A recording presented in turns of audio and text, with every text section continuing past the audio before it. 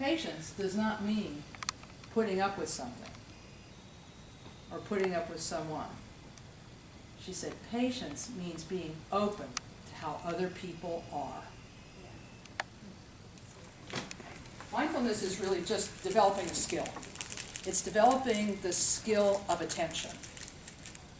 And this is both an outer and inner phenomenon. We pay attention outwardly by eye contact and working with our body language, speaking to people, looking at people, trying to be present with people. We pay attention to people that way. This is how we pay attention. But there's also a mental paying attention. Because as you know, you can be with someone looking right at them, and they could be 1,000 miles away. So what the Buddha did in his teaching of mindfulness is he tried to encourage people to bring this outer and inner mindfulness together, so that what the body was doing was followed by what the mind would do. And so the exercise that he taught, and so shamatha or calm abiding is a method of paying attention. And the technique is quite simple. You sit quietly in a position that is comfortable to you. Usually it's in a seated position on a chair with one's feet on the floor, one's hands palm downward on the legs. And one attends or pays attention to just one thing. And in this case, it's the breath. The exercise begins by placing the body in the position of meditating and taking one deep breath and breathing out, and then allowing the breath to come and go naturally, placing one's attention on the breath as it comes in and as it goes out. The attention remains with the breath in and out. And what you get when you do this is you have a short period of attention to the breath, followed by some period of mental wandering. Because it isn't as stimulating or interesting to attend to just one thing. The idea is that if you can remain attentive to one thing only, in this case the breath coming in and going out, and that if you remain attentive to it and you notice the wandering and then bring it back, or notice the next wandering and bring that back, continuously noticing and bringing back over a period of 5 minutes, 10 minutes, 15 minutes, whatever is convenient for you. This noticing, this placing the attention and noticing when the attention wanders and then gently bringing it back. That's what mindfulness development is. That's how one develops mindfulness. It is incredibly easy to teach. A little more difficult to practice because we come up against our frustrations. You all know frustration. You work in mediation.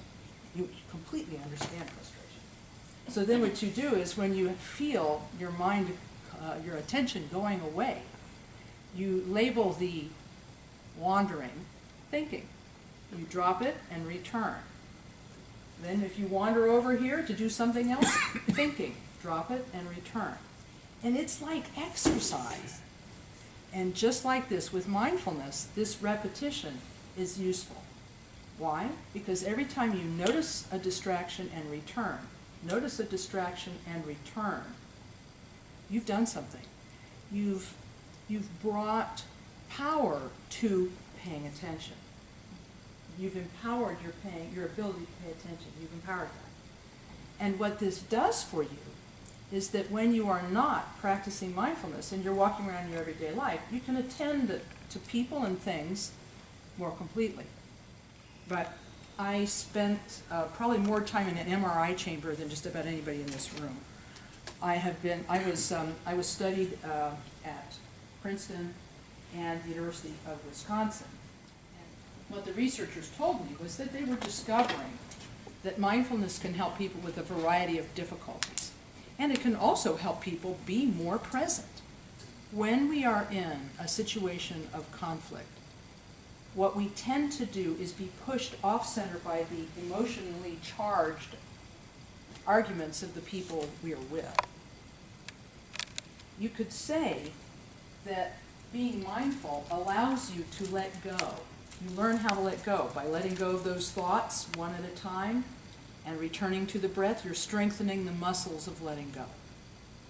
And by strengthening the muscles of letting go, you're actually developing a new skill. A new skill. The ability to sit with someone who is very angry and not get pushed off your center. It's an amazing skill that arises with people who do mindfulness regularly. So the idea here is, how can you not be triggered by conflict? How can we not be triggered by conflict? Part of it is being able to hold that center, to hold our own center. And one of the ways that mindfulness allows us to hold this center is by seeing how other people suffer. And what happens in that moment of not judging, if you can look at a person and not judge, there's a tiny possibility that you might feel empathy. We can sit with people and hold our center. And mindfulness allows us to do that because it alerts us to what is going on in our mind. But a lot of us are like that. We don't have self-awareness. We don't know how we sound to other people. We don't know even what we're thinking until stuff has already come out of our mouths. It was because they were unable to see that anger arising in them until it was too late and something had come out. So this, to me, is the number one benefit and side effect of mindfulness, that when you pay attention to just that one thing and return your attention to the breath over and over again, you get good at it. And you begin to see individual thoughts as they arise. And so I feel that mindfulness provides the ability, the skill of learning how to let go of distractions. You strengthen the muscles of letting go. And it also helps us to become self-aware with the potential to become self-regulating. I think this is where peak performance comes from, is being able to pay attention and be right where you are doing what you're doing. Of course, you learn all the skills. But how can you access those skills when you're feeling fight or flight? I mean, really, you learn so many skills to be a mediator. It takes an incredible amount of skill. You know what to do when this happens, and you know what to do when that happens. You've got techniques and skills at your disposal, but they are not truly at your disposal if your mind is having a train wreck.